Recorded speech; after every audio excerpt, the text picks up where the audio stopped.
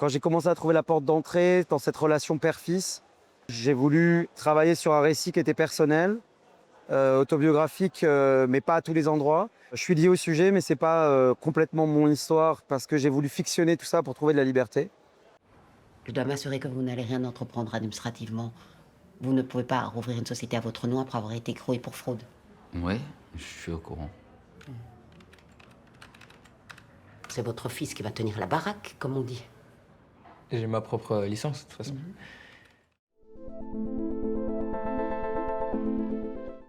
C'est un projet que j'avais initié avant La Frappe parce que j'avais écrit sur ce sujet, ça fait déjà 7 ans. Et comme ça fait même plus longtemps que ça, parce que ça fait des années que j'ai envie d'aborder la figure du père dans mes récits. Quand j'ai commencé à trouver la porte d'entrée dans cette relation père-fils, voilà, j'ai voulu travailler sur un récit qui était personnel, autobiographique, mais pas à tous les endroits. C'est-à-dire que je suis lié au sujet, mais c'est pas complètement mon histoire parce que j'ai voulu fictionner tout ça pour trouver de la liberté. En me documentant, je me suis rendu compte que déjà c'est un sujet tabou. On n'en parle jamais, c'est dans la société, c'est au milieu de la société, c'est devant nous et on n'en fait rien. Donc ça aurait été pour moi une énorme erreur de commencer à mettre des mots là où en fait personne n'en met. Je parle notamment des personnes concernées. En me documentant, je me suis aussi rendu compte que j'avais envie de raconter un truc qui me semble assez universel sur cette question, c'est le fait qu'on ne puisse pas ne plus aimer ses parents. Et à partir de là, en essayant de construire une histoire autour de ce fléau, je me suis dit que j'arrivais là à toucher quelque chose qui me semblait hyper important de raconter, toute l'ambivalence, de ne pas réussir à s'en prendre à nos parents, de ne pas réussir à leur vouloir, et que c'est très dur d'accepter que, en fait, ils nous ont potentiellement détruits aussi. De toutes les façons, le silence, c'est du corps. Si c'est du silence, c'est que le corps est en train de traverser quelque chose pour se taire. Et que, à mon avis, l'expérience que peut faire le cinéma de mieux, c'est de filmer ce silence. Et comme je voulais que le film soit absolument physique, je me disais que la meilleure manière d'emprunter, d'essayer de ne pas faire de raccourcis, c'est d'aller filmer dans le détail les frémissements, le non-dit, le réveil du corps. Ça, c'est quelque chose qui m'a vachement habité pendant le travail de mise en scène, de me dire à quelle étape du corps j'en suis. Est-ce que le corps est au courant là de ce qui lui est arrivé? Est-ce qu'il le cache ou est-ce qu'il peut le laisser montrer? Donc ça a été en fait de la mise en scène et un dialogue entre le silence et mes personnages qui étaient en train de lutter contre. Comme j'ai une fascination pour le trop-plein, que je trouve ça toujours intéressant que les personnages ne soient pas dans la mesure, et surtout avec un sujet pareil. Je travaille avec ces questions de mise en scène et de lumière et d'image depuis longtemps avec Martin Ritt. Donc c'était facile pour nous de se dire on va essayer de suivre le personnage dans son intériorité. Et au contraire, quand il est temps de montrer les traumas, quand il est temps de montrer les traumas, quand il est temps de s'intéresser à eux et dans ce qu'ils traversent, ouais, c'était intéressant de s'arrêter et de ne pas filmer du tout de la même manière. En fait, pour moi, la caméra raconte qu'il y a un secret, raconte qu'il y a quelque chose qui n'est pas dit, elle pressurise les personnages, elle est au niveau du silence.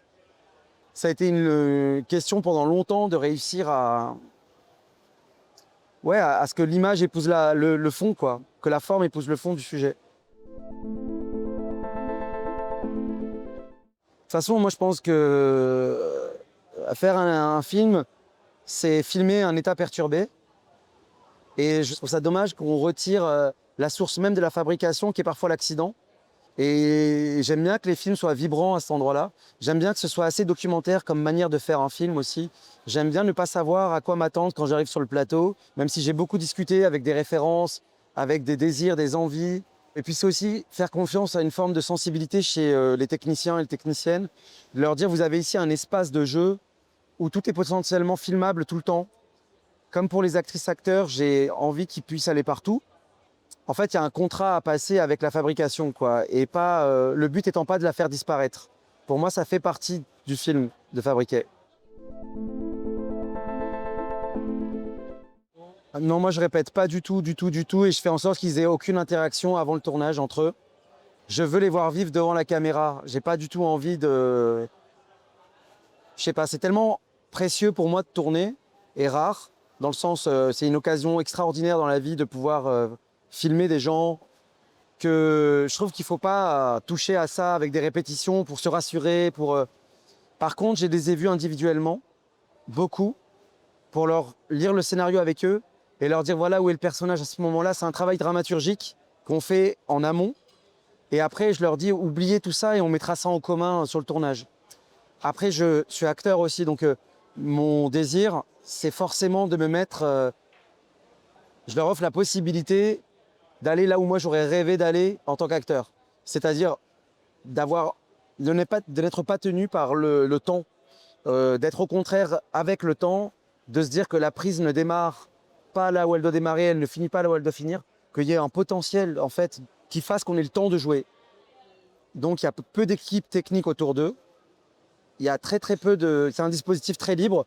Et en fait, ils se greffent assez vite. Les acteurs, ce qu'ils aiment, c'est jouer, hein. C'est rarement de se mettre devant un scotch et dire leurs phrases. C'est des aventuriers. Donc moi, j'aime bien qu'on soit tous ensemble en train de fabriquer quelque chose qui nous échappe aussi, qu'on essaie de faire ensemble, quoi. Je trouve que le long métrage, c'est vraiment très exigeant. C'est très court pour raconter un monde, une histoire, un fragment de la vie, quoi. Donc il faut absolument que chaque seconde du film serve à en dire plus. Donc en choisissant des actrices ou des acteurs qui ont du caractère, en fait, très simplement, c'est facile de quelque part de les magnifier, si on peut dire, ou en tout cas de leur faire la place, parce que ils ont tellement d'imaginaire à offrir au rôle, alors que parfois c'est juste une journée, juste un passage. Il n'y a rien de plus dur que d'arriver sur un tournage pour un jour, rencontrer une équipe une fois et devoir donner des choses.